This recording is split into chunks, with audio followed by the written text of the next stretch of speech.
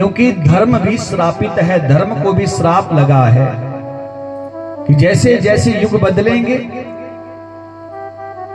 आपका एक एक चरण जो है कम होता जाएगा, और जैसे ही कलयुग का अंत आएगा बोले उस समय धर्म का एक भी चरण नहीं रहेगा। राजा परीक्षित महाराज राजा बन गए, और कहीं राजा परीक्षित जा रहे थे तो भैया उन्होंने एक शूद्र को देखा।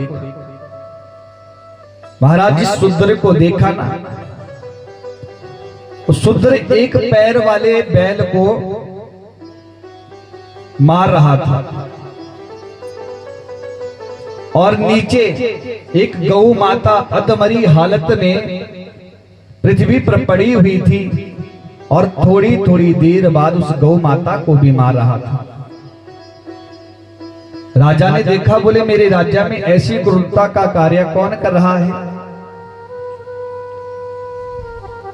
और राजा उस शूद्र के पास गए और पूछा, बोले तुम कौन हो।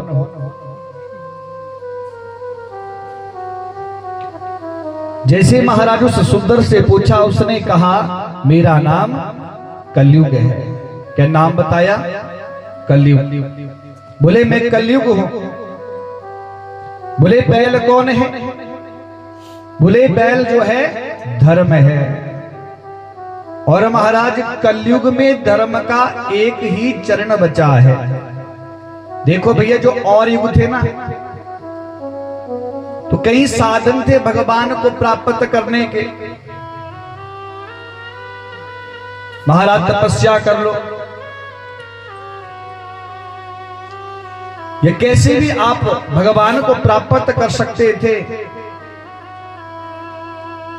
घर बार छोड़कर वन चले जाओ, वैराग्य धारण कर लो। लेकिन बोले हम सब कलयुग के लोग हैं, और भैया कलयुग के लोग घर बार छोड़ नहीं सकते। लेकिन बोले एक काम करेंगे। बोले क्या काम करेंगे? बोले धन कमाएंगे, धन के पीछे भागेंगे, और भैया उसी धन से जो है थोड़ा बहुत क्या करेंगे? बोले दान कर देंगे। इसलिए महाराज बोले कलयुग के जो लोग हैं धन के पीछे भागेंगे और धन से जो है थोड़ा बहुत दान कर देंगे। और भैया देखना, कलयुग में धन से ही धर्म होगा। जिसके पास धन होगा ना, वही महाराज कथा करवा सकता है, वही कीर्तन करवा सकता है, वही धर्म के कार्य करवा सकता है। क्योंकि कलयुग में धर्म का मात्र एक चरण बचा है, वो भी दान बचा है। महाराज पूछा कलयुग ने, बोले गौ माता कौन है? अब बैल के बारे में तो पूछ लिया कि धर्म है, लेकिन बोले गौ माता कौन है? बोले गौ माता पृथ्वी है। भैया देखो, पृथ्वी पर अहिंसा हो रही है, पाप हो रहा है, तो सबसे ज्यादा दुख जो होता है वो किसको होता है? गौ, बोले पृथ्वी को होता है। अगर भैया हम अगर पृथ्वी पर गौ माता के ऊपर अत्याचार करेंगे, क्योंकि गौ को पृथ्वी का रूप माना गया है, अगर पृथ्वी पर हम अत्याचार करेंगे, पाप चरण करेंगे, तो सबसे ज्यादा दुख गौ माता को होता है। और सज्जनों, राजा परीक्षित ने देखा, बोले ऐसा समय आने वाला है कि महाराज पृथ्वी को जो है दुख उठाना पड़ेगा, कष्ट उठाना पड़ेगा। ऐसा समय आने वाला है, तो बोले इस शूद्र का मर जाना ही अच्छा है। बोले वृंदावन बिहारी लाल की। इस शूद्र का मर जाना ही अच्छा है। और सज्जनों क्या किया? तलवार निकाली, और तलवार से जैसे ही कलयुग को मारने लगे, कलयुग चरणों में गिर गया।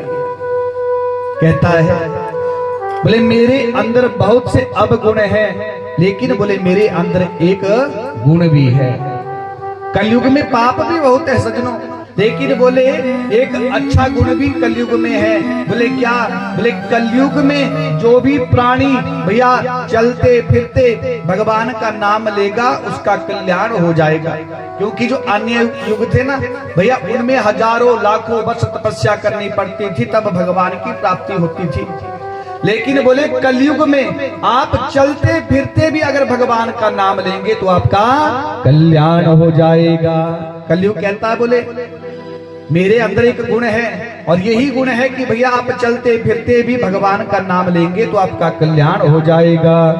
कलयुग केवल नाम आधारा, कलयुग केवल नाम आधारा, कलयुग केवल नाम आधारा, कलयुग केवल नाम आधारा। सुमिर सुमिर नर उतरे पारा, सुमिर सुमिर नर उतरे पारा। वृंदावन बिहारी लाल की। सजनों देखो, बोले कलयुग में अच्छा गुण है कि आप चलते फिरते भी भगवान का नाम लेंगे तो आपका कल्याण हो जाएगा। महाराज जैसे ही कलयुग ने इतना कहा तो राजा परीक्षित ने कहा बोले आप मेरे राज्य में नहीं रह सकते। बोले महाराज देखो इस पूरी पृथ्वी पर आपका ही तो राज्य है, मैं कहां जाऊं।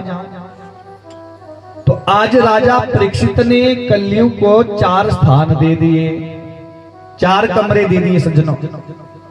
बोले आप इन जगह रहो। तो 4 जगहें जो दी, अव्यार्थे तदा तस्मै स्थानानि कल्लये ददौ, देवतं पाने स्त्रिया सोना, यत्र धर्मास चतुर्विधा। 4 स्थान दे दिए भैया जहां कलयुग का वास है। ध्यान से सुना, कहां कहां कलयुग का वास है। बोले जहां जुआ खेला जाएगा वहां पर किसका वास है?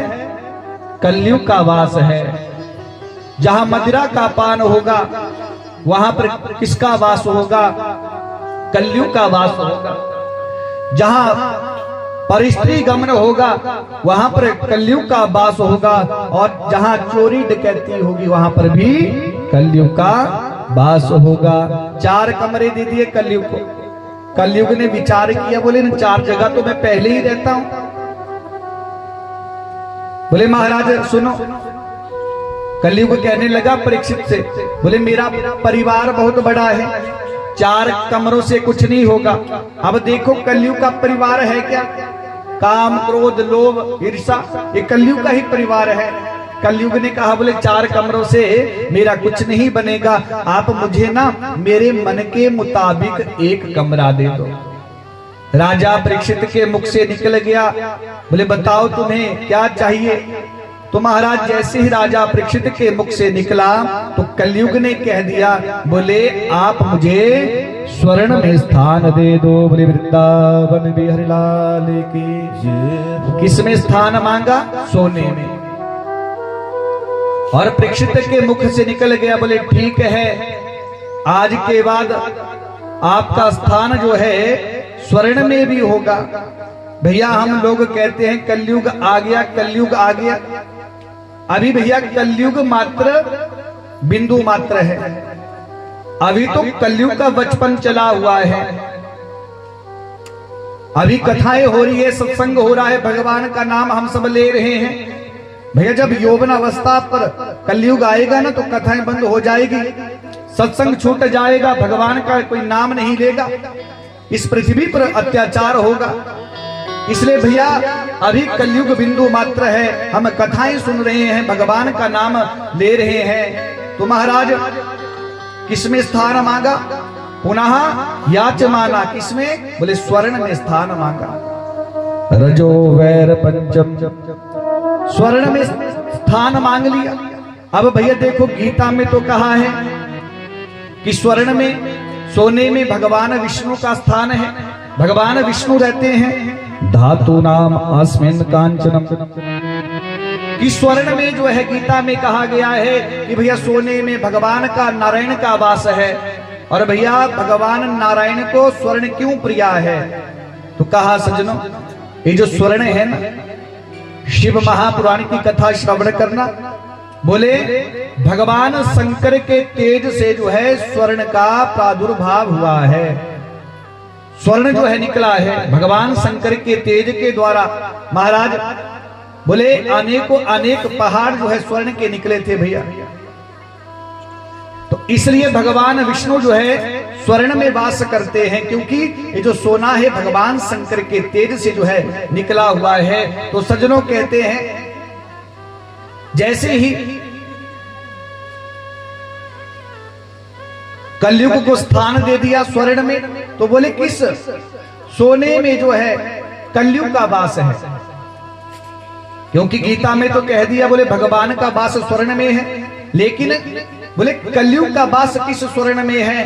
तो सज्जनों बोले जो चोरी कमाकर डकैती करके जो स्वर्ण भैया हमें मिल जाए, उसके अंदर कलयुग का वास है। आपने सुना होगा भैया, लोग कहते हैं बोले अगर किसी का स्वर्ण किसी का सोना अगर गिर जाए तो भैया बोले मिलता हुआ स्वर्ण भी सोना भी अच्छा नहीं होता है, क्योंकि भैया अगर किसी और का सोना हमें मिल जाए तो समझ लेना भैया उसको हम ले जाएं तो समझ लो उसमें कलयुग का वास है। और भैया कलयुग का वास जब उस स्वर्ण में होगा उसको हम धारण करेंगे वो हमें हानि ही करेगा। बोले वृंदावन बिहारी की जय हो। तो महाराज समझ गए ना कि जो पाप से कमाया होगा, चोरी से कमाया होगा जो स्वर्ण है उसमें कलयुग का वास है। अब कलयुग को वरदान दे दिया महाराज स्वर्ण में। एक बात कहूं भैया, कलयुग में आप जिसको पालेंगे वही तुम्हारे सर पर बैठेगा। घर का बेदी लंका ढाई, क्योंकि भैया स्थान मिल गया। अब कलयुग सोच रहा है बोले स्वर्ण में मुझे स्थान दे दिया है,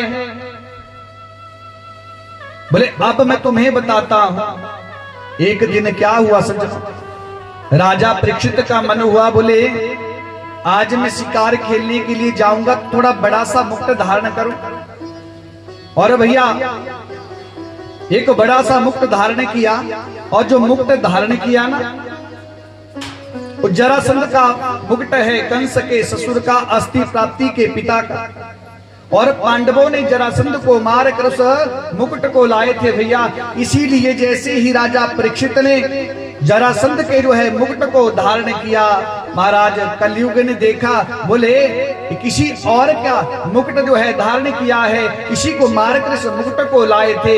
आज सज्जनों जो कलयुग है, कलयुग ने कहा बोले अब मैं तुम्हें बताता हूं। जैसे ही राजा परीक्षित ने उस मुकुट को धारण किया, कहते हैं भैया स्वर्ण के द्वारा जो है जो कलयुग है वो बुद्धि में चला गया। बोलिए वृंदावन बिहारी की, बुद्धि में प्रवेश कर गया राजा परीक्षित के। महाराज आज राजा परीक्षित जो है शिकार खेलने के लिए वन में गए। बहुत समय हो गया महाराज, शिकार खेलते खेलते राजा परीक्षित को भूख लगी, प्यास लगी। तो महाराज सामने एक ऋषि का आश्रम दिखाई दिया। वहां पर जो ऋषि रहते हैं उनका नाम है समीक ऋषि। समीक ऋषि के आश्रम में जैसे ही राजा परीक्षित पहुंचे तो भैया जो ऋषि है ना उस समाधि में है। समाधि का मतलब क्या होता, बोले जो आत्मा होती है वो परमात्मा से वार्ता करती है। ऋषि समाधि में है महाराज। राजा परीक्षित ने देखा, बोले ढोंग कर रहा है। क्यों भैया? देखो जो चोर होता है ना उसको दूसरा भी चोर ही लगता है, और जो सज्जन होता है ना उसको भैया दूसरा व्यक्ति भी सज्जन ही लगता है। क्योंकि भगवान ने हमारे अंदर जो है दर्पण लगाया है भैया, निज मन मुकुर सुधारी। भगवान ने हमारे अंदर दर्पण लगाया है भैया। बोले अगर हमें कोई दुष्ट नजर आए तो समझो भैया वो दुष्ट नहीं, हमारे अंतःकरण की, हमारे मन की, हमारे अंदर की वो दुष्टता है। क्योंकि भैया हम किसी की तरफ एक उंगली उठाते हैं ना तो दो उंगलियां हमारी तरफ भी उठती है। इसलिए महाराज राजा परीक्षित को क्या लग रहा है, क्योंकि कलयुग का प्रवेश उनके शरीर में हो गया। अब राजा परीक्षित को क्या लग रहा है, बोले बाबा ढोंग कर रहा है मुझे देखकर, बोले आंखें बंद कर ली। हम देखो इन बाबा महात्माओं को भोजन की व्यवस्था, भोजन खिलाते हैं, इनकी सेवा करते हैं, लेकिन बोले आज इनकी बारी खाने पिलाने की आई तो बोले आंखें बंद कर ली, ढोंग कर रहा है बाबा। और महाराज इधर उधर देखा, क्रोध में आ गया और क्या किया महाराज, इधर उधर देखा एक मरा हुआ सर्प था। महाराज क्या किया राजा परीक्षित ने, और ऋषि के गले में डाल दिया। ऋषि के गले में सर्प डाला और महाराज वहां से निकल गए। ऋषि तपस्या में बैठे हुए सज्जनों कहते हैं कि कुछ शिष्यों ने देख लिया महाराज कि ऋषि के गले में, गुरु महाराज के गले में किसी ने सर्प डाल दिया है। दौड़े दौड़े शिष्या ऋषि कुमार के पास, जो समीक ऋषि हैं, उनके पुत्र का नाम है श्रृंगी ऋषि। महाराज वो कौशिकी नदी में स्नान कर रहे थे। जैसे वो शिष्या दौड़े दौड़े गए, बोले भैया सुनो, आपके पिता के गले में किसी ने मरा हुआ सर्प डाल दिया है। महाराज इतना सुना, ऋषि कुमार क्रोध में आ गए और हाथ में जल लिया और संकल्प किया, इति लंघ्यते मर्यादं तक्षका सप्तमे हने दक्ष्यते संकुलामकारं चोरितो में तद्रोहम्। महाराज हाथ में जल लिया, बोले मर्यादा का उल्लंघन किया है। बोले जिस किसी ने भी मेरे पिता के गले में मरा हुआ सर्प डाला है, बोले मैं श्राप देता हूं कि आज से 7वें दिन तक्षक के काटने से जो है उसकी मृत्यु हो जाएगी। बोले वृंदावन बिहारी लाल की जय हो। महाराज परीक्षित को श्राप दे दिया और श्रृंगी ऋषि रोता रोता अपने पिता के पास आया। समाधि में बैठे थे, लेकिन जैसे ही महाराज पुत्र को रोता हुआ सुना, समाधि खुल गई। बोले बेटा क्या हुआ? श्रृंगी ऋषि कुछ ना बोले। समीक ऋषि ने ध्यान लगाया तो क्या देखा, बोले बेटा तूने क्या कर दिया? राजा परीक्षित को श्राप दे दिया। बोले इन जैसा राजा हमें कभी नहीं मिलेगा। श्रृंगी ऋषि कहने लगे, बोले पिताजी राजा ने आपका अपमान किया और बोले मेरा जो श्राप है, मैंने ब्रह्मचारी जीवन जिया है और आज तक कभी मैंने झूठ नहीं बोला है, इसलिए मेरा जो श्राप है वो अवश्य पूर्ण होगा। महाराज समीक ऋषि ने सोचा, बोले राजा परीक्षित को पता भी नहीं है कि उन्हें श्राप लगा है। सज्जनों आज अपने गोमुख नाम के शिष्य को भेजा, बोले जाओ राजा परीक्षित के पास, उन्हें बताओ कि 7वें दिन तक्षक के काटने से तुम्हारी मृत्यु हो जाएगी। महाराज आज जैसे शिष्य गया और राजा परीक्षित भी अपने महल में पहुंचा। जैसे मुकुट को महाराज निकाला तो क्या विचार करने लगे, बोले आज मैंने बड़ा पाप कर दिया, मेरे हाथ संत का अपमान हो गया। बोले मैं अब जीना नहीं चाहता। क्यों? मेरे हाथ संत का अपमान हो गया है, मैं मरना चाहता हूं, मेरे ऊपर बिजली गिर जाए, मैं इस शरीर को नहीं रखना चाहता हूं। इतने में महाराज शिष्य पहुंच गया। शिष्य ने कहा, बोले महाराज आपको श्राप लगा है कि 7वें दिन तक्षक के काटने से आपकी मृत्यु हो जाएगी, इसलिए मुझे गुरुदेव ने भेजा है कि कुछ अपनी व्यवस्था कर लो। महाराज राजा परीक्षित आज अपनी पत्नी के पास गए और पत्नी के पास जाकर कहने लगे, बोले मैं अपनी छाती पर हाथ रखकर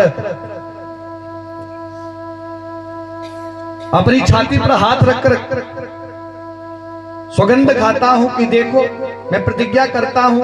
क्यों? बोले मुझे एक ऋषि कुमार का श्राप लगा है, बोले 7 दिन के अंदर मैं नहीं मरूंगा। क्यों? मुझे एक ऋषि कुमार का श्राप लगा है, बोले अगर मेरी मृत्यु होगी तो 7वें दिन ही मेरी मृत्यु होगी। आज महाराज एक बात कहूं, राजा परीक्षित धन्य है भैया उनको पता चल गया कि उनकी जो मृत्यु होगी 7वें दिन होगी, लेकिन हमें और आपको पता नहीं भैया कब हमारी मृत्यु हो जाए, क्योंकि भैया शनिवार से लेकर रविवार तक 7 दिन हैं और इन्हीं 7 दिनों में हमारी भी मृत्यु होगी, लेकिन ऐसा नहीं पता भैया कि कब होगी। लेकिन राजा परीक्षित धन्य है, उनको पता है कि अगर मेरी मृत्यु होगी तो आज से 7वें दिन ही मेरी मृत्यु होगी। बोले वृंदावन बिहारी लाल की जय। मेरी मृत्यु होगी आज राजा परीक्षित। एक बात और कहूं भैया, ये कथा किसी और की नहीं, हमारी ही कथा है। हम ही परीक्षित हैं और हमें ही श्राप लगा है और हमें ही 7 दिन के अंदर मरना है। शनिवार से लेकर रविवार तक इन्हीं 7 दिनों के मध्य हमें मरना है, इसलिए भैया हमें ही श्राप लगा है। और भागवत जी की कथा हमें सिखा रही है कि जिसे 7 दिन के भीतर मरना हो, अंदर मरना हो, तो भैया उसको क्या करना चाहिए, यही हमें भागवत जी की कथा सिखाती है। बोले वृंदावन बिहारी लाल की। इसलिए सजने कथा किसी और की नहीं, हमारी ही कथा है, हमें ही श्राप लगा है और हमें ही मरना है। भैया राजा परीक्षित ने आज क्या किया, उन्हें पता चला कि 7वें दिन तक्षक के काटने से उनकी मृत्यु हो जाएगी। महाराज अपने पुत्र जनमेजय जी को राजगद्दी पर बैठाया और आज सब कुछ छोड़कर जो है भगवान को प्राप्त करने के लिए कि 7वें दिन जिसे मरना हो उसे क्या करना चाहिए, महाराज सब कुछ छोड़कर वन चले गए। और कहां पहुंचे, सुखताल पहुंचे। महाराज संत महात्माओं को पता चला, हजारों संत महात्मा वहां पर पहुंच गए। महात्माओं को पता चला कि राजा परीक्षित को श्राप लगा है।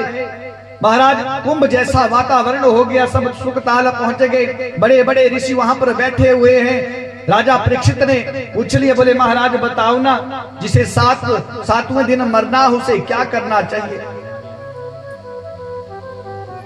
लेकिन भैया कोई भी ऋषि कोई निर्णय नहीं कर पाया, सब जानते हैं। लेकिन उनको पता है कि भगवान के परम लाडले जो भक्त श्री सुखदेव जी महाराज हैं, बोले वो आएंगे और उनके मुखारबिंद से हम सब भागवत जी की कथा श्रवण करेंगे। इसलिए कोई निश्चय नहीं कर पाया।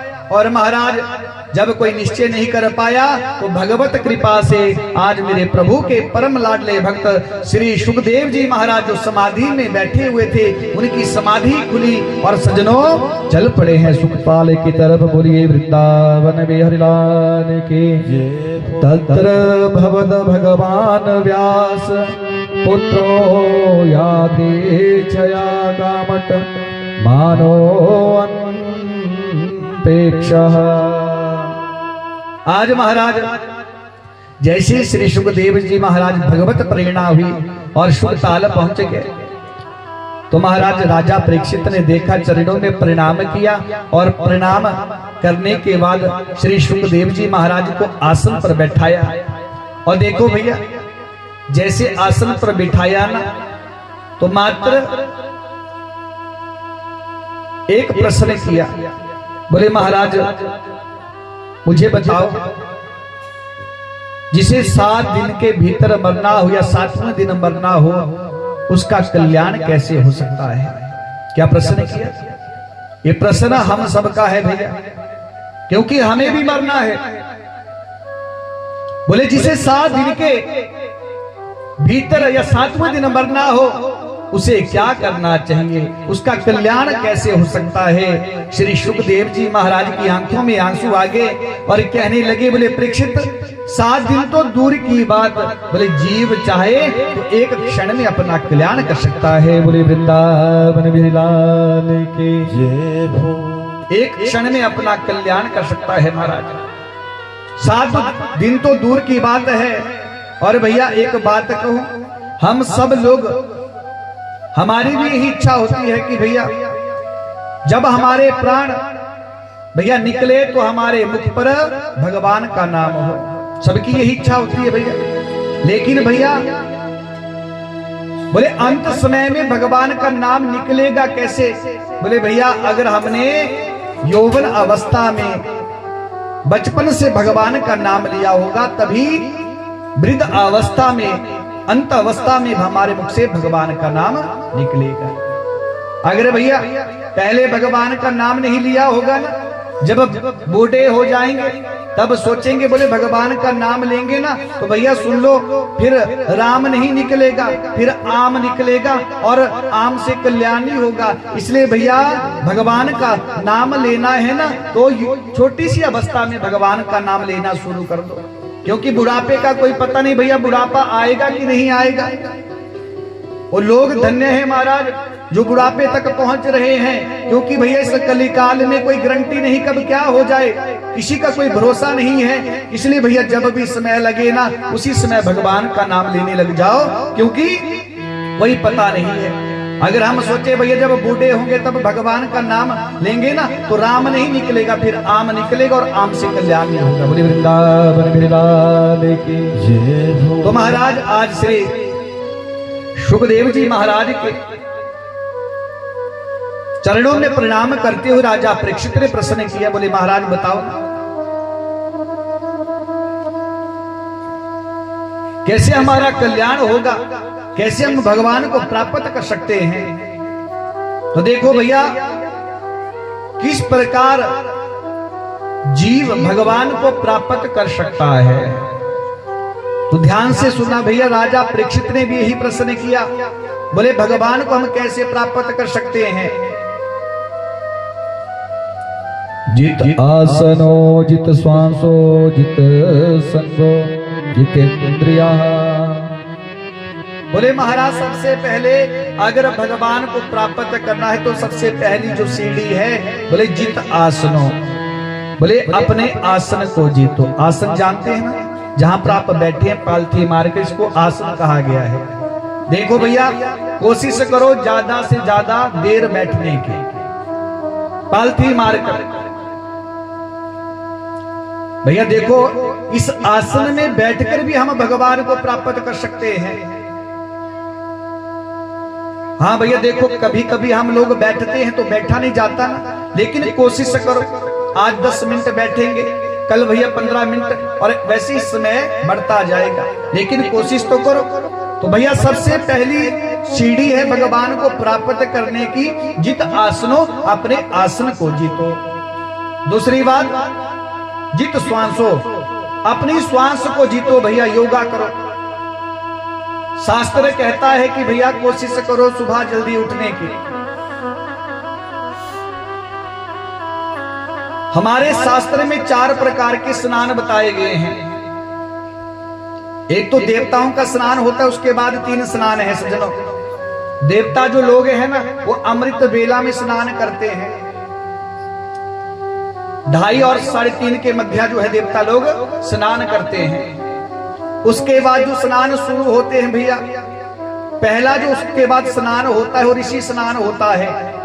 4 और 5 बजे के बीच में कौन सा स्नान होता है, बोलो ना, ऋषि स्नान। तो भैया जो संत महात्मा है वो 4 और 5 बजे के बीच में स्नान करते हैं। ऋषि स्नान के बाद आता है मानव स्नान।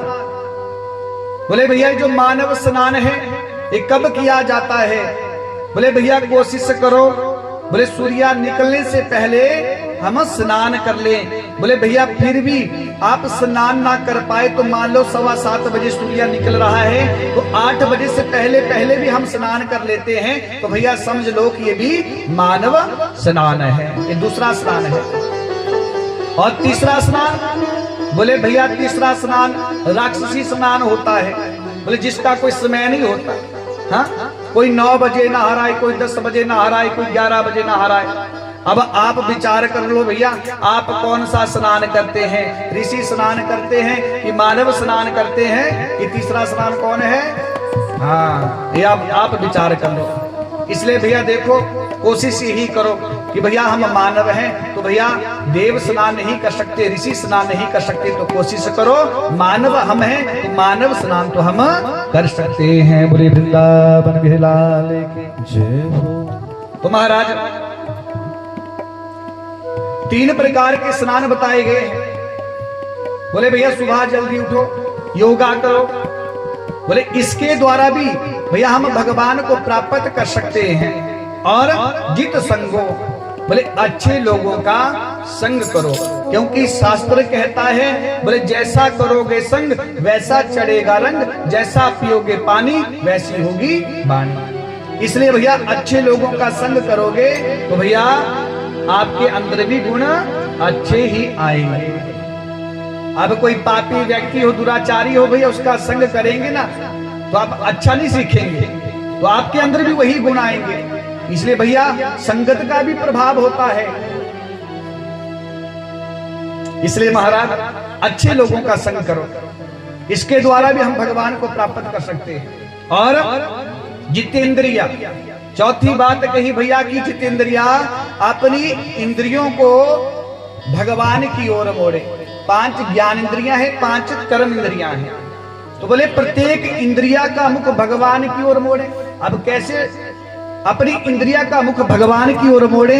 तो कहा सज्जनों, बोले देखो आपकी जीवा कह रही है ना बढ़िया बढ़िया खाने का, किसी का मन हो जाता है पकौड़ी खाने का भैया, तो बोले आप उस वस्तु को बनाओ जो भी आपका मन कर रहा है भैया, उस वस्तु को बनाओ।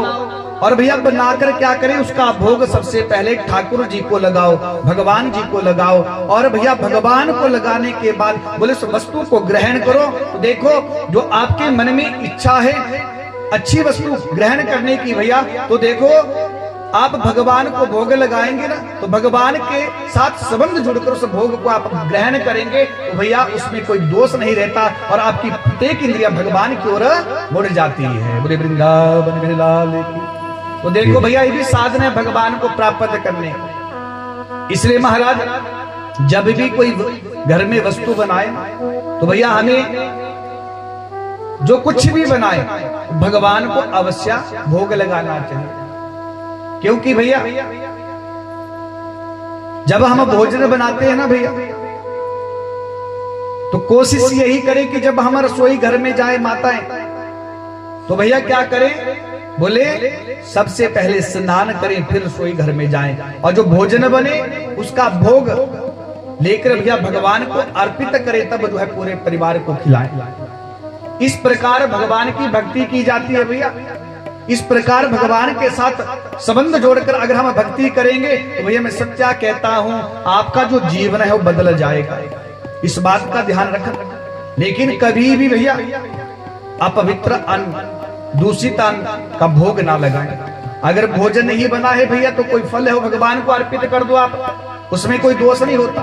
और कोशिश करें अगर घर में किसी ने भैया ठाकुर जी रखे ना तो छोटे वाले रखे, बड़े वाले रखेंगे भैया तो नियम भी बड़ा है, लेकिन छोटे वाले रखेंगे ना तो देखो बाल स्वरूप में, बच्चे के स्वरूप में अगर हमसे कोई गलती भी हो जाएगी ना तो भैया भगवान जो छोटे वाले हैं ना क्षमा कर देते हैं। लेकिन बड़े वाले रखेंगे भैया तो उस प्रकार सेवा भी करनी पड़ेगी, अगर गलत हो गए तो दंडित भी करते हैं महाराज। इसलिए कोशिश करें कि अगर घर में बाल गोपाल रखे तो छोटे वाले रखो और बच्चे की तरह भाव के साथ भैया उनका जो है पूजन करो। बोले वृंदावन बिहारी लाल की। तो महाराज इस प्रकार जो है हम सज्जनों भगवान को प्राप्त कर सकते हैं, अष्ट अंग योग के द्वारा भगवान को प्राप्त कर सकते हैं। आज श्री सुखदेव जी महाराज राजा परीक्षित को जो है भागवत जी की कथा सुनाने लगे और सज्जनों हम सभी भी बड़े भाव के साथ प्रेम के साथ भागवत जी की कथा श्रवण कर रहे हैं। वही श्री सुखदेव जी महाराज राजा परीक्षित को कथा सुना रहे हैं। मुझे वृंदावन बिहारी लाल की जय। हरि के कथा सुनाने वाले, प्रभु के कथा सुनाने वाले, तुमको लाखों प्रणाम, तुमको लाखों प्रणाम। प्रभु की कथा सुनाने वाले तुमको लाखों प्रणाम, तुमको लाखों प्रणाम। हरि के कथा सुनाने वाले, प्रभु के कथा सुनाने वाले, तुमको लाखों प्रणाम। हरि बोल। सुनाने वाले, प्रभु की कथा सुनाने वाले,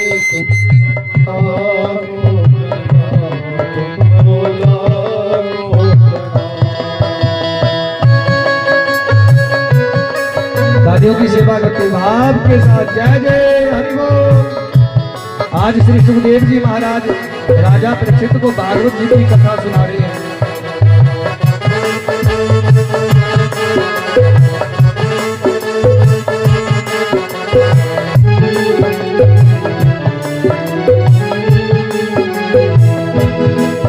हम ढूंढ रहे थे वन में सुध को बैठे थे तन में। हम ढूंढ रहे थे वन में, हम ढूंढ रहे थे वन में सुध को बैठे थे तन में। हम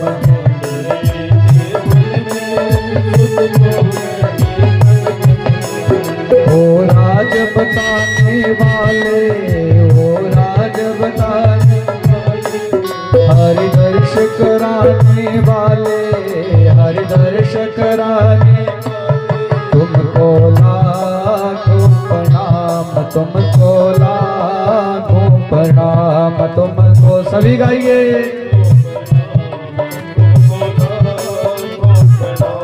हरि के कथा सुनाने वाले, हरि के सुनाने वाले, प्रभु के कथा सुनाने वाले, प्रभु के कथा सुनाने वाले, तुमको लाखों प्रणाम, तुमको लाखों प्रणाम, तुमको लाखों प्रणाम, तुमको लाखों प्रणाम। जय जय।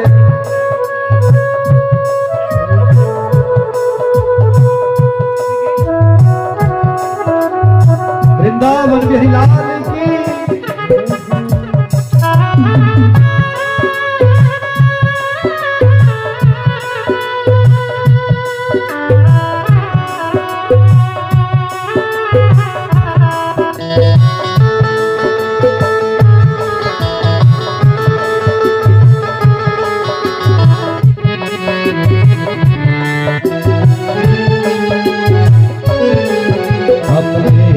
विष का प्याला जा रहे थे हम के गाला, लेकर विष का प्याला,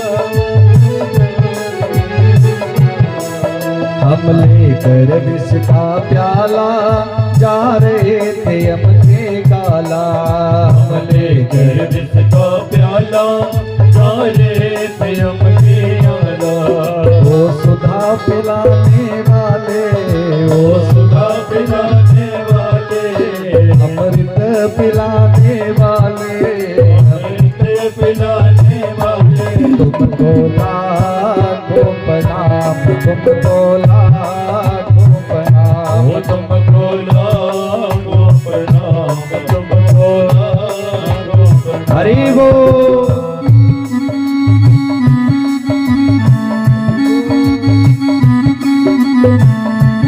जय जय।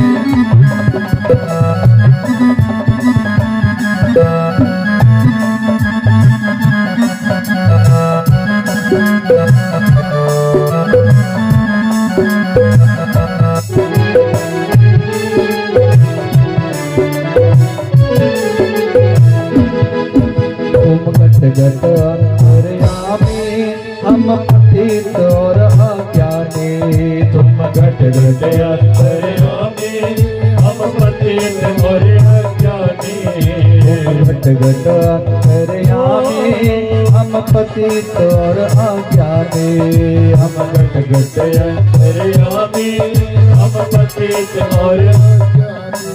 ओ कृष्ण मिलाने वाले, ओ कृष्ण मिलाने वाले, बबकार लगाने वाले, बबकार लगाने वाले, तुमको लाखों प्रणाम, तुमको लाखों प्रणाम, तुमको लाखों, तुमको लाखों प्रणाम। हरि के कथा सुनाने वाले, हरि के कथा सुनाने वाले, हरि की कथा सुनाने वाले, हरि की कथा सुनाने वाले, प्रभु की कथा सुनाने वाले, प्रभु की कथा सुनाने वाले, तुमको लाखों प्रणाम, तुमको लाखों प्रणाम, तुमको लाखों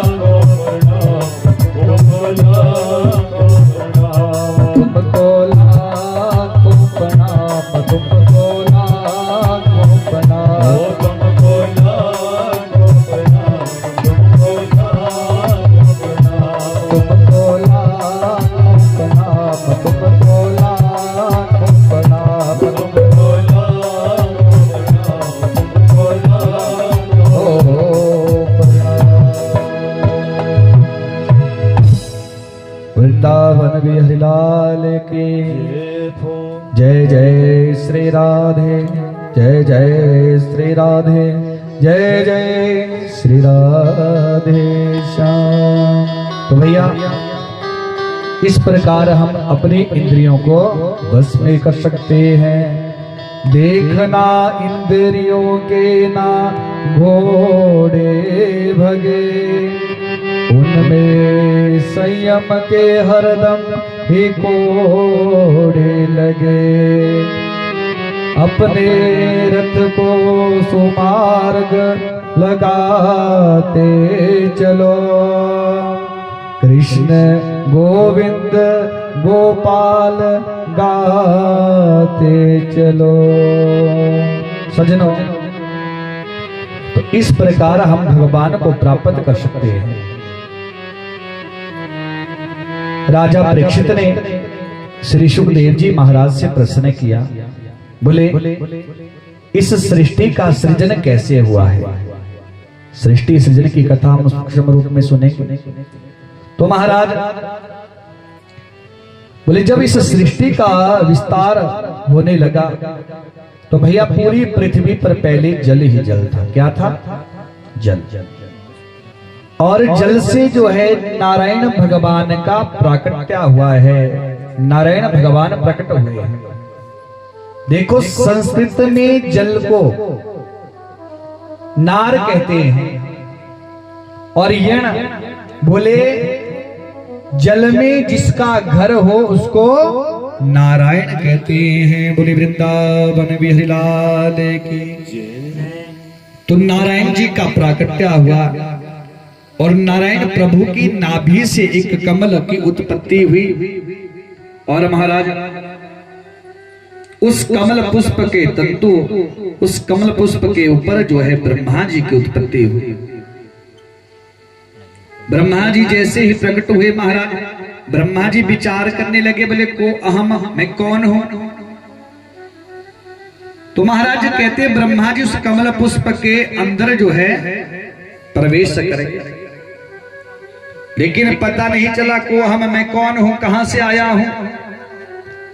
तो कुछ वर्षों के बाद पुनः उस कमल पुष्प के तंतु से बाहर निकले और उस कमल पुष्प के ऊपर बैठे हैं। तो भैया भगवत कृपा से आज ब्रह्मा जी को दो शब्द सुनाई दिए वर्णमाला के, 16वां और 21वां, त और प। क्या बना? त और प क्या बना? तप।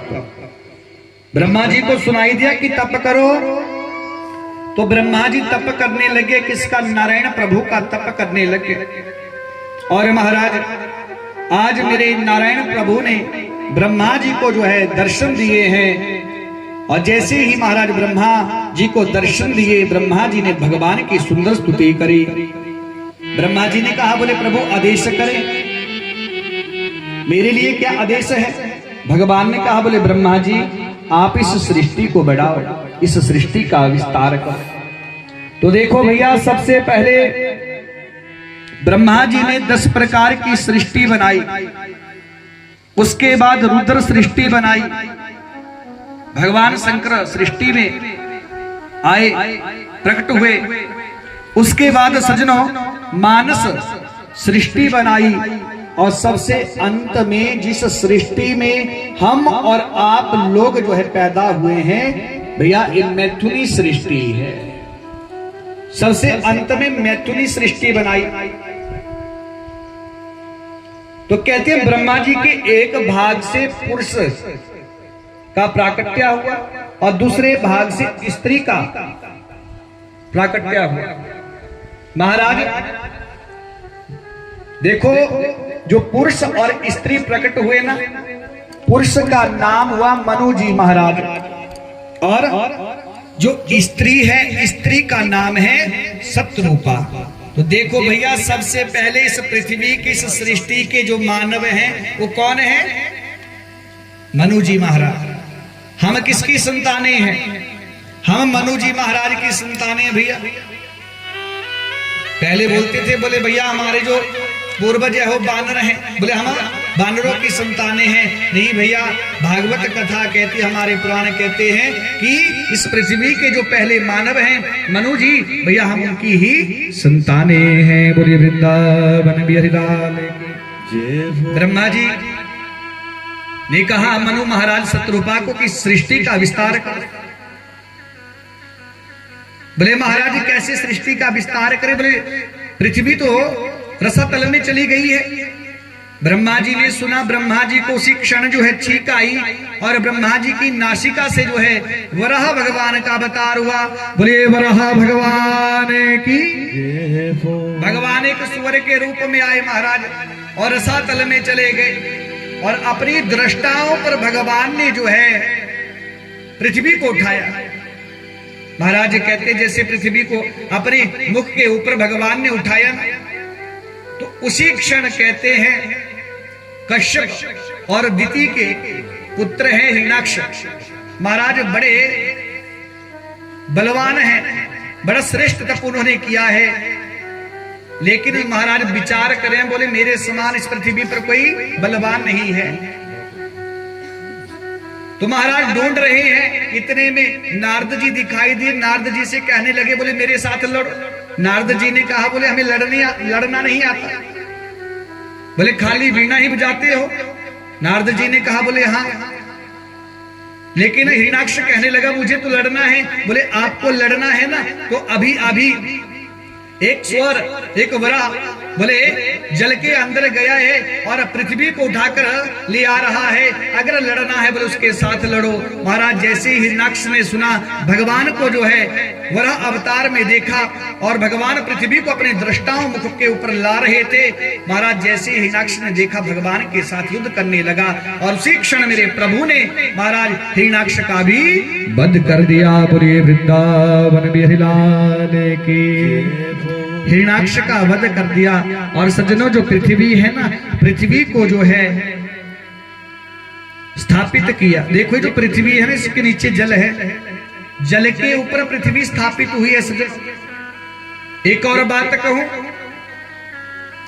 श्रीधाम वृंदावन, काशी और अयोध्या ये पृथ्वी से अलग है भैया, ये पृथ्वी से अलग है। बोले कभी भी जब इस सृष्टि का प्रलय होगा ना, तो श्रीधाम वृंदावन का कभी प्रलय नहीं होगा, काशी का कभी प्रलय नहीं होगा, अयोध्या का कभी प्रलय नहीं होगा सज्जनों। क्योंकि श्रीधाम वृंदावन जो है भगवान श्री कृष्ण के सुदर्शन चक्र पर टिका है, क्योंकि श्रीधाम वृंदावन भगवान का घर है। और सज्जनों जो काशी है, बोले सज्जनों भगवान शंकर के जो है त्रिशूल के ऊपर टिकी हुई है, उसका भी कभी प्रलय नहीं होगा काशी का। और बोले जो अयोध्या है, बोले अयोध्या का भी कभी प्रलय नहीं होगा, क्योंकि अयोध्या भगवान श्री राम के धनुष के ऊपर टिकी है। इसलिए भैया सारी सृष्टि का प्रलय हो जाएगा, लेकिन बोले इन तीन स्थानों का कभी प्रलय नहीं होगा, ना वृंदावन का, ना काशी का, ना अयोध्या का। इसलिए भैया देखो जीवन में कभी भी मौका मिले ना, समय मिले ना, तो एक बार श्रीधाम वृंदावन, काशी और अयोध्या अवश्य जाओ। क्योंकि महाराज श्रीधाम वृंदावन भगवान का घर है, जैसा हमारा घर है ना वैसे भगवान का घर श्रीधाम वृंदावन है। इसलिए श्रीधाम वृंदावन, काशी और अयोध्या जाओ भैया। और जो एक बार भी इन स्थानों पर चला जाता है ना भैया, जन्म जन्मांतर के कितने भी पाप किए हो भैया, कहते हैं दिव्य स्थानों पर जाने से हमारे समस्त जो पाप होते हैं वो क्षय हो जाते हैं। बोले वृंदावन बिहारी लाल की। और भगवान ने चाहा तो अगले साल हम भी यात्रा लेकर जाएंगे, जिसको भी जाना होगा तो भैया वृंदावन धाम में, अयोध्या में, काशी में अनेक स्थान की यात्रा करेंगे और आपको बताएंगे भी। अगर कोई जाना चाहता होगा तो भैया सभी को हम जो यात्रा में ले जाएंगे। बोले वृंदावन बिहारी लाल की। तो महाराज कहने का भाव कि इन स्थानों पर हमें अवश्य जाना चाहिए। इस सृष्टि का सृजन होने लगा, पुनः ब्रह्मा जी सृष्टि का सृजन करने लगे, तो ब्रह्मा जी ने अपने छाया के द्वारा बोले महाराज कर्दम जी को प्रकट किया। तो देखो भैया ये जो कर्दम जी हैं, कर्दम का सीधा अर्थ होता है जिसने अपनी इंद्रियों का दमन कर लिया, वो कर्दम जी है। कर्दम जी महाराज से भगवान ने कहा बोले विवाह करो। तो महाराज कर्दम जी का जो विवाह है, मनु महाराज जो शत्रुपा है, उनकी 3 पुत्रियां और 2 पुत्र हुए। 3 पुत्रियां और 2 पुत्र हुए। जो पुत्रियां हैं उनके नाम आकुति, देवहूति, प्रसूति, और जो पुत्र हैं प्रियाव्रत और उतानपाद। आगे कथा आएगी, मैं पूछूंगा अभी आपसे। अभी आप गप्पे लगा रहे हो भैया, गप्पे नहीं लगाओ। बोलो वृंदावन के लाल की।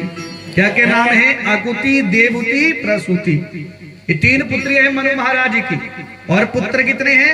2 पुत्र हैं, प्रियाव्रत और उतानपाद। तो महाराज कहते हैं कर्दम जी का विवाह जो दूसरे नंबर वाली पुत्री देवहूति है उनके साथ हुआ। और इनके यहाँ बोले कपिल भगवान का अवतार हुआ है। बोले कपिल भगवान की। कपिल भगवान का जो है इनके यहाँ जन्म हुआ है। और महाराज कपिल भगवान ने जो है अपनी मैया को सांख्य शास्त्र का जो है सुंदर उपदेश दिया है, ज्ञान दिया है। तो भैया इस दिव्या कथा को हम प्रणाम करेंगे, क्योंकि भैया बोले कपिल भगवान ने जब अपनी मैया को दिव्या ज्ञान दिया ना, तो बोले उनका जो शरीर है वो जल बन गया। और महाराज कपिल भगवान ने उस जल से जो आचमन किया। और महाराज कहते हैं वहां से जो गंगा सागर आ गए। और भैया आज भी कपिल भगवान जो है गंगा सागर में रहते हैं, उनकी वहां कुटिया है। कहते हैं मकर संक्रांति के दिन भैया कई भक्तों को कपिल महाराज का दर्शन भी होता है। बोलिए कपिल भगवान की। तो महाराज ये कपिल भगवान की दिव्या कथा है। तो इस कथा को हम यही परिणाम देंगे। इस कथा को हम प्रणाम करके आगे कथा में बढ़े। तो भैया इसके बाद जो है बोले जो मनु जी महाराज हैं, बोले महाराज मनु महाराज की जो पहली पुत्री है आकुति, आकुति का विवाह रुचि प्रजापति के साथ हुआ पुत्री का धर्म के अनुसार। बोले भैया पुत्री का धर्म क्या होता है? इस विवाह में शर्त रखी जाती है, बोले पुत्री का जो पुत्र होगा ना, बोले उस पुत्री के पिता का होगा। अब मनु महाराज के संतानें हैं, फिर भी उन्होंने जब अपनी पुत्री का विवाह किया ना, तो शर्त रखी। क्यों? क्योंकि उनको पता है कि जो मेरी पुत्री है इनके जो है भगवान का अवतार होगा, भगवान जो है आएंगे। तो भैया इसलिए उन्होंने शर्त रखी। और समय के अनुसार भैया उनके 2 संतानें हुई, आकुति के और जो रुचि प्रजापति हैं, ऋषि हैं, उनके जो है भैया 2 संतानें हुई। बोले यज्ञ भगवान की। यज्ञ नारायण और दक्षिणा, एक पुत्र और एक पुत्री। यज्ञ नारायण भगवान महाराज मनु जी के यहाँ चले गए। और दक्षिणा जो है आकुति और रुचि प्रजापति के साथ रही। और देखो इस सृष्टि को विस्तार करने के लिए, सृष्टि को बढ़ाने के लिए भैया बाद में जो है दोनों का विवाह किया गया। इसलिए यज्ञ की पत्नी का नाम क्या है? बोलो ना, दक्षिणा। क्या नाम है भैया? घर में कोई भी यज्ञ करते हैं ना, जब तक आप दक्षिणा नहीं दोगे तो कभी भी यज्ञ पूर्ण नहीं होगा, क्योंकि यज्ञ की पत्नी का नाम है दक्षिणा। तो सज्जनों आगे चलकर इनके जो है 12 संतानें हुई। तो आइए अब मनु महाराज की जो तीसरी पुत्री है प्रसूति, भैया इनकी कथा हम श्रवण करें। बोले इनका विवाह जो है दक्ष प्रजापति से हुआ। और महाराज दक्ष जो महाराज हैं इनके 16 कन्या हुई। 13 का विवाह धर्म से हुआ, और 1 का विवाह अग्नि से हुआ, और 1 का विवाह पितरों से हुआ।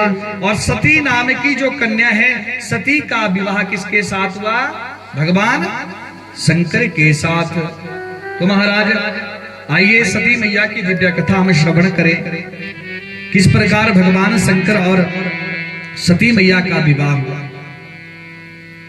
तो श्री सूत जी महाराज शौनक ऋषियों को कथा सुना रहे हैं। मैत्री मुनि जी विदुर जी को इस दिव्या कथा को सुना रहे हैं।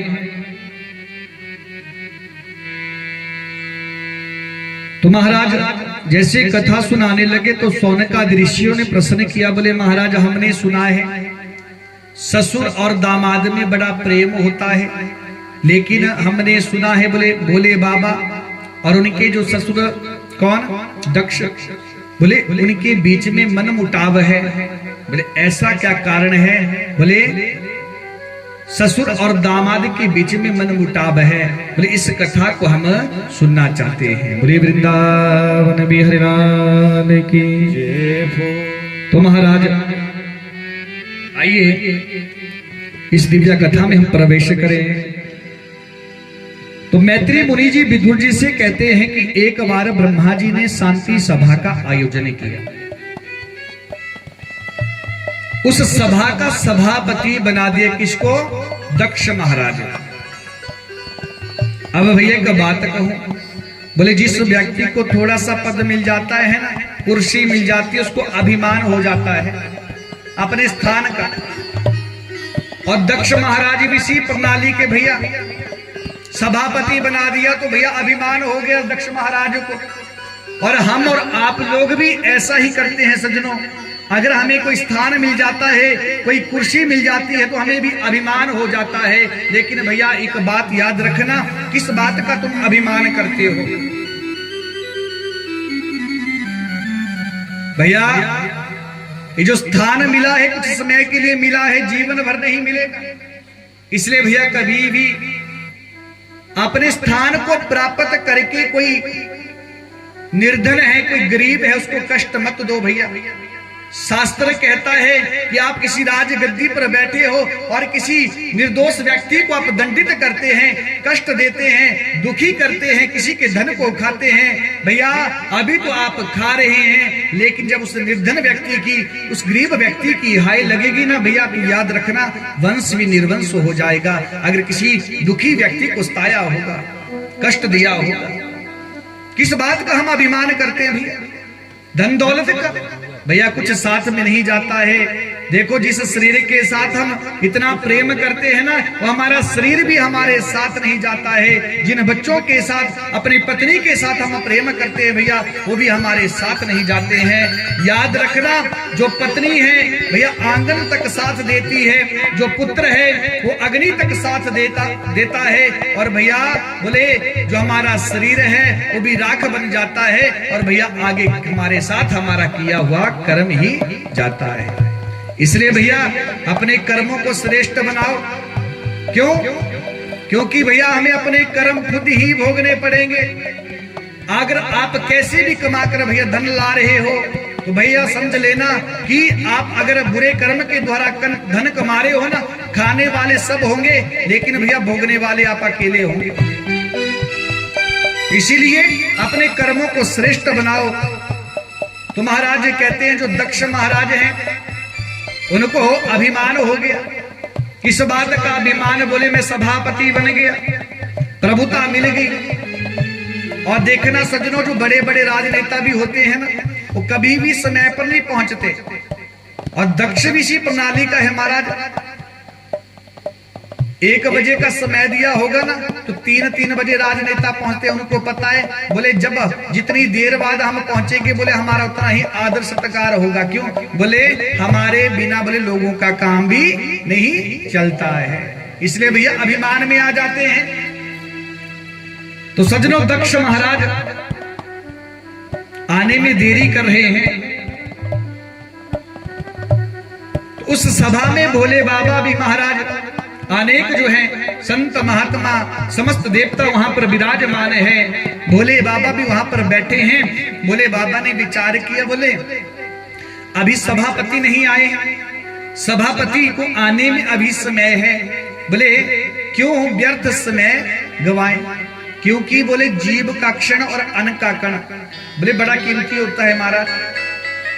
एक एक क्षण बड़ा कीमती होता है भैया। देखो कोई भरोसा नहीं, जो श्वास हमने छोड़ी है तो वापिस आएगी कि नहीं आएगी। इसलिए जीव का क्षण और अन्न का कण भैया बड़ा कीमती होता है। आपने भैया कथा सुनी होगी कर्ण जी महाराज की, जीवन भर स्वर्ण का दान किया, मर गया महाराज। जब ऊपर धर्मराज के पास गया तो बोले मुझे भोजन दो। महाराज अब स्वर्ण का दान किया था ना, जब भोजन मांगा ना तो क्या आया? कहते हैं सज्जनों, सोने की थाली है, सोने की रोटी और महाराज सोने की कौली में सोने की दाल महाराज खाने के लिए आई। इसलिए भैया अन्न का दान भी हमें करना चाहिए। अन्न का दान नहीं किया था तो कर्ण जी महाराज को याद आई, बोले भगवान अंत समय में आए थे, भगवान ने कहा था बोले कुछ ना कुछ दान कर दे, लेकिन फिर भी अंत समय में कर्ण ने स्वर्ण का ही दान किया था। इसलिए महाराज अन्न के दान की भी अपनी महिमा होती है। तो कर्ण जी महाराज ने प्रार्थना करी थी भगवान से, तो पुनः इस पृथ्वी पर कर्ण जी महाराज आए थे 16 दिन के लिए, और भैया वही 16 दिन 16 श्राद्ध बन गए। और तब से हम सभी भी भैया श्राद्ध के समय अन्न दान करते हैं। एक और बात कहूं भैया, श्राद्ध के समय जब भी श्राद्ध चले ना तो एक बात का ध्यान रखना, कभी भी अपवित्र अन्न ग्रहण ना करें।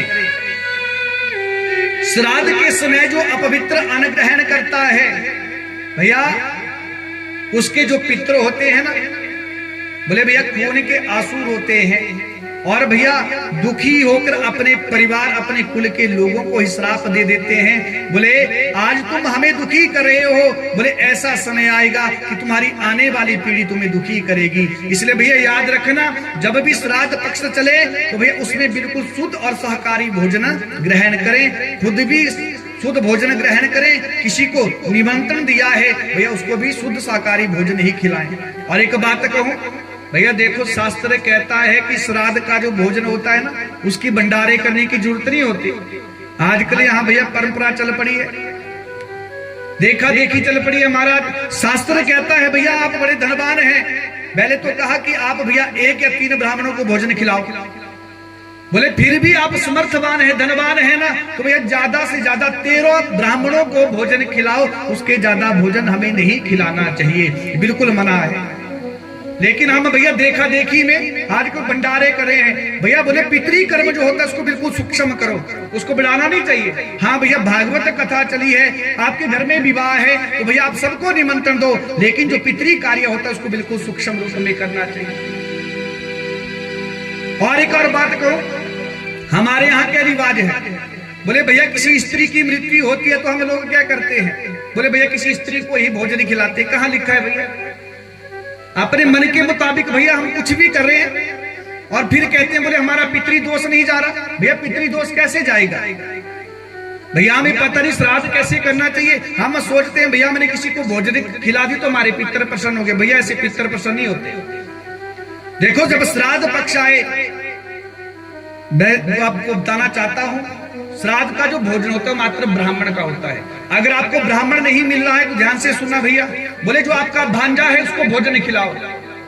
अगर भांजा भी नहीं तो आपका जो जाम आता है ज्वाई है भैया उसको भोजन खिला सकते हैं। श्राद्ध का भोजन मात्र ब्राह्मण को, अपने भांजे का, और भैया जो आपका जवाई हो जाम आता हो इनको ही भोजन खिलाना चाहिए, जो शास्त्र का नियम है। और पितृ पक्ष जो है ज्यादा नहीं करना चाहिए, पितृ कार्य जो है भैया उसको बढ़ाना नहीं चाहिए। तो महाराज इस प्रकार हमें श्राद्ध के समय बिल्कुल शुद्ध और शाकाहारी भोजन ही ग्रहण करना चाहिए। बोले वृंदावन गिरिराज की जय जय श्री राधे, जय जय श्री राधे, जय जय श्री राधे। हाँ देखो जब श्राद्ध पक्ष आए ना भैया, किसी को पितृ दोष हो भैया तो क्या करो, ब्राह्मण को बुलाकर भैया विधिवत भैया तर्पण करवाना चाहिए। भोजन खिलाने से भैया ब्राह्मण संतुष्ट हो जाएगा, लेकिन पितरों को संतुष्ट करने के लिए तर्पण करना पड़ता है भैया, तब पितृ देवता प्रसन्न होते हैं। तो क्या करो, पितरों के नियमित तर्पण करवाओ भैया। ज्यादा समय नहीं भैया, 15-20 मिनट का समय लगता है, मान लो आधा घंटा लग गया, इससे ज्यादा समय नहीं लगता है भैया। पितृ तर्पण करवाकर कहा अपने पितरों के निमित्त वस्त्र दान, छत्र दान और पादुका का दान करके इस प्रकार हमें श्राद्ध करना चाहिए भैया। बहुत से लोगों को मैं सुनता हूं भैया, बोले भैया हम श्राद्ध करते हैं लेकिन हमारा पितृदोष जाता नहीं। भैया श्राद्ध का पता नहीं आपको, श्राद्ध कैसे किया जाता है? तो इसलिए महाराज निवेदन है, जब भी श्राद्ध पक्ष चले तो अपने पितरों के निमित्त भैया तर्पण अवश्य करो। खिलाने से कोई फायदा नहीं है भैया, आप भंडारे करेंगे तो सोचेंगे महाराज पितर प्रसन्न हो जाएंगे। ये परंपरा भैया, अब हमारे पास धन ज्यादा हो गया तब परंपरा चल पड़ी है, लेकिन भैया जो नियम है जिसकी पूजा करनी चाहिए तो हमें करना चाहिए। इसलिए पितरों का पूजन करो, पितरों के निमित्त जो है तर्पण करो। बोले वृंदावन बिलाल जी। चलो आओ कथा में प्रवेश करें, नहीं तो महाराज कथा कोई थोड़ी बाहर जा रही है। बोले वृंदावन बिलाल की जय। तो महाराज कहाँ किनकी कथा चली है महाराज? बोले वृंदावन बिलाल की जय। दक्ष महाराज सभापति बने हैं, तो महाराज कहते हैं आज भगवान शंकर ने देखा, बोले सभापति को आने में समय है, क्यों व्यर्थ समय गवाए। आंखें बंद करी और भगवान का नाम लेने लगे। इतने में दक्ष महाराज भी, सभापति महाराज जी भी पहुंचे गए। जैसे सभापति जी पहुंचे महाराज, तो कहते हैं सभी उनके स्वागत के लिए खड़े हो गए, लेकिन भगवान शंकर तो नाम ले रहे भगवान जी का, तो उन्होंने महाराज देखा नहीं, वो बैठे रहे। अब दक्ष की नजर भी किसके ऊपर पड़ी?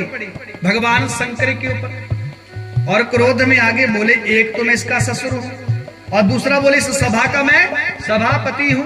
बोले मेरे आदर के लिए खड़ा होना चाहिए था। बोले नहीं, खड़ा हुआ और महाराज क्रोध में आ गए और क्रोध में आकर बोले सभा में बैठने के लायक ही नहीं है। क्यों? बोले ब्रह्मा जी के कहने पर मैंने इसे अपनी पुत्री दे दी। मानो किसी शूद्र को वेद पढ़ा दिया हो। बोले न इसे खाने का पता, न रहने का पता, इसे कुछ नहीं है पता है महाराज। क्रोध में आकर कहते हैं आज दक्ष महाराज कहने लगे, बोले शिव जो है, शिव का नाम मंगलकारी होता है लेकिन हमेशा अमंगलकारी बने रहते हैं। और क्रोध में आकर कहा, बोले जाओ मैं तुम्हें, भगवान शंकर को श्राप दे दिया। बोले जाओ मैं तुम्हें श्राप देता हूं कि आज के बाद तुम्हें इंद्र उपेंद्र के साथ यज्ञ में भाग नहीं मिलेगा। बोले वृंदावन बिलाल की जय। दक्ष महाराज ने जैसे भगवान शंकर को श्राप दिया, नंदी जी महाराज क्रोध में आ गए। बोले अरे दक्ष तू क्या मैं कर रहा है? बोले स्वभाव किसका होता है? बोले बकरे का होता है। बोले जिस मुख से तूने शिव निंदा करी है, बोले जा मैं तुझे श्राप देता हूं, तुझे अभिमान है तू मैं कर रहा है। बोले जा शिव निंदा तूने करी है, तुझे मैं श्राप देता हूं। बोले तेरा जो है मुख कट जाए और तुझे बकरे का मुख लग जाए। बोले वृंदावन बिलाल महाराज श्राप दे दिया। इतने में भृगु जी खड़े होने लगे, अपनी दाढ़ी पर हाथ फेर रहे थे। नंदी जी ने श्राप दे दिया, बोले जाओ तुम्हारी दाढ़ी भी बकरे की हो जाए। महाराज कहते हैं महाराज उस सभा में बैठे हुए जितने भी ब्राह्मण थे, अब नंदी जी महाराज ने कहा, बोले आप ब्राह्मणों ने भी बोले शिव निंदा सुनी है और शास्त्र कहता है जो शिव निंदा है वो पाप का भागी होता है। बोले ब्राह्मणों आपने शिव निंदा सुनी है, इसलिए बोले जाओ मैं आप ब्राह्मणों को श्राप देता हूं, आप ब्राह्मण भी जो है मांगने वाले हो जाएं। ब्राह्मणों को श्राप दे दिया। बोले वृंदावन बिलाल की हरि हर निंदा सुने जो काना, हरि हर निंदा